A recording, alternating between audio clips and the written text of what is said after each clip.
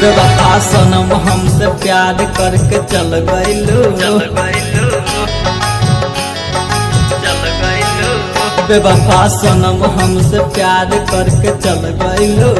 लगातार जान हमके तू तो भूला गइलू। लगातार जान हमके तू तो भूला गइलू। फिर रहे कसम जवन दिल से खिलवाड़ कइलू। लगातार जान हमके तू तो भूला गइलू। लगातार जान हमके तू तो भूला गइलू।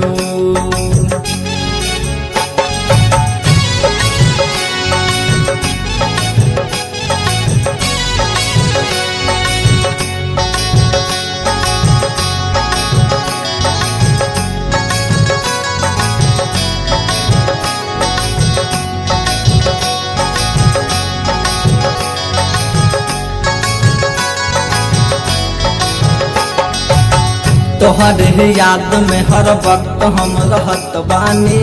दिन रात तोहरे सपना में हम देखत बानी। तोहरे याद में हर वक्त हम रहत बानी। हमारा छोड़ दूसरा बाग में तो खिल गइलू। लगातार जान हमके तू तो भूला गइलू। लगातार जान हमके तू तो भूला गइलू। हमारा छोड़ दूसरा बाग में तो खिल गइलू। लगातार जान हमके तू तो भूला गइलू।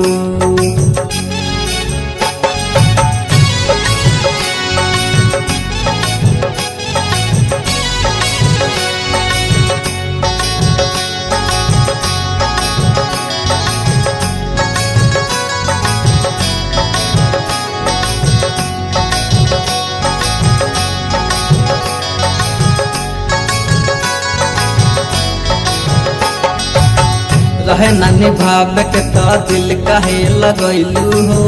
छोड़ के परम देव के रोहित के भैलू हो। रहे नानी भाव के तो दिल काहे लगैलू हो। हमारा करे जबा में छुर तू चला गइलू। लगातार जान हमके तू तो भूला गइलू। लगातार जान हमके तू तो भूला गइलू। लगातार जान हमके तू तो भूला गइलू। लगातार जान हमके तू तो भूला गइलू।